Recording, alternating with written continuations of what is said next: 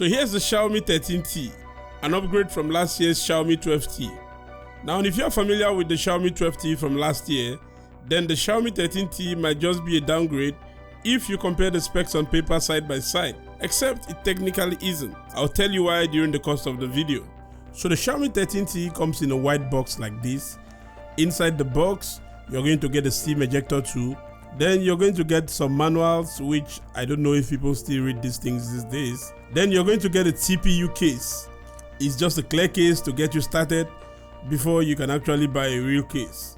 Then you're going to find the Xiaomi 13T itself with some specs written in front and a few descriptions as well. Then you're going to get a 67 watts charger, which should be able to charge your phone from 0 to 100 in about 45 minutes according to Xiaomi. We're going to test that out in a moment.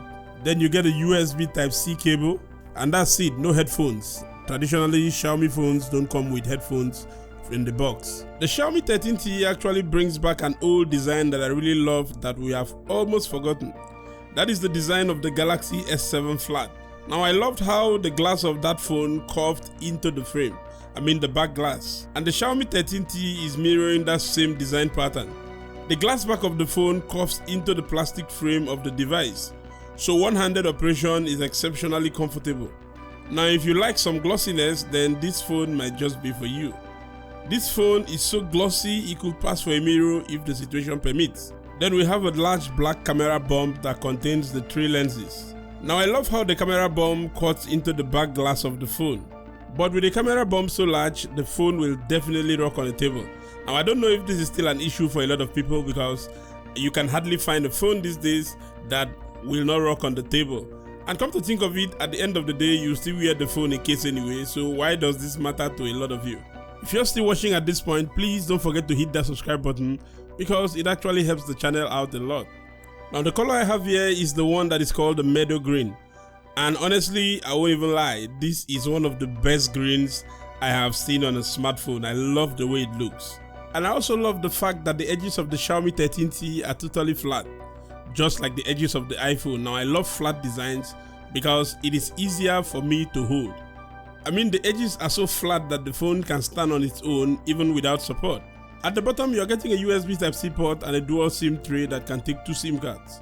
The Xiaomi 13T also has stereo speakers which are loud and okay, but not as loud as a proper flagship phone like, let's say, the Galaxy S23 Plus for instance. So it's the little things like these that start separating supposed flagship killers like the Xiaomi 13T from the real flagship devices. The volume and power buttons are very solid and are very clicky. You still get the signature IR blaster at the top of the device and 2 microphone outlets. Overall, this phone feels really solid to hold. The Xiaomi 13T comes with one of the best displays in an upper mid-range phone, and even some flagship phones. This display is 6.6 inches in size, it's an AMOLED panel, and it supports Dolby Atmos HDR10+, and when needed the display can go as bright as 2600 nits, mostly outdoors, so this makes it quite easy to use the phone outdoors. The display of the Xiaomi 13T is powered by MIUI 14 and Android 13 from the box, and again this display's high refresh rate goes up to 144Hz, which makes this display very smooth. Flagship level buttery smoothness. And this is a flat display with thin bezels, which makes the experience even more pleasant. Now they say a phone with this kind of high refresh rate will consume your battery really fast, but I haven't really experienced any major battery drain because I always have this phone running at 144Hz. Why not? Dropping the refresh rate to 60Hz when I can go up to 144Hz is a waste of technology, and you can't waste good technology these days. We have to use it. The fingerprint of this phone is on the display as well. The fingerprint is quite fast, unlocks the device as expected. This display is also protected by Corning Gorilla Glass 5, making it strong enough by today's standard at least. Now when it comes to gaming, the display performs exceptionally well. My favorite game, which is Call of Duty, runs smoothly at high graphics settings on this phone.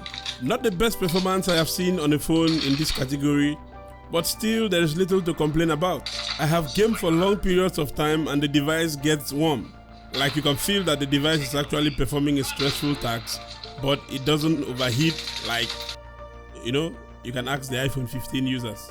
And all that gaming and performance is powered by the 4nm Mediatek Dimensity 8200 chipset. And from what we have seen so far, the performance of this chip has been good enough. The 13T only comes with one memory option. You get 12GB of RAM and 256GB internal storage. The Xiaomi 13T comes with a 5000 mAh battery and it charges at 67 watts. It charges from 0 to 100 in just about an hour, which is not bad. The phone's battery easily takes me half a day with the 144Hz refresh rate activated. It is also worthy of note that the Xiaomi 13T is IP68 water and dust resistant, so you can take this phone swimming, you can use it under the rain, but I wouldn't advise you to do that. Just stay away from water so that it doesn't end in tears. Now let's come back to that camera bump at the back. It houses the triple camera setup. The first lens is a 50 megapixel wide angle lens. We have a second 50 megapixel telephoto lens, and then we have a 12 megapixel ultra wide angle lens.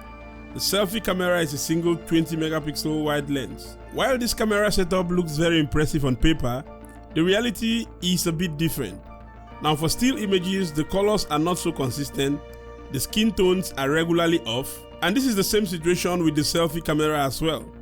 But there are situations where it actually gets it right and you will get good images. But the times where it gets it wrong are more than the times where it gets it right. And this is the same thing when you are taking videos as well. Once there is a subject in front of the camera, the quality doesn't look so good. The highlights are blown out, the shadows are looking very funny. But for landscape photography or just taking pictures of the city, you'll get reasonable and fine videos. The cameras can also do up to 10 times zoom, and I think it does a good job when you are trying to zoom. So finally, here's what I have to say.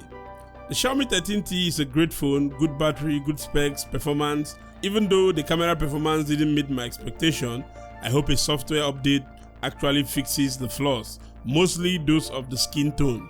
But be that as it may, if you think this phone is something you like, I would actually highly recommend it if you don't care about the cameras that much.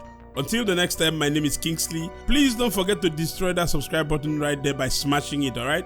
I'll catch you again in the next video.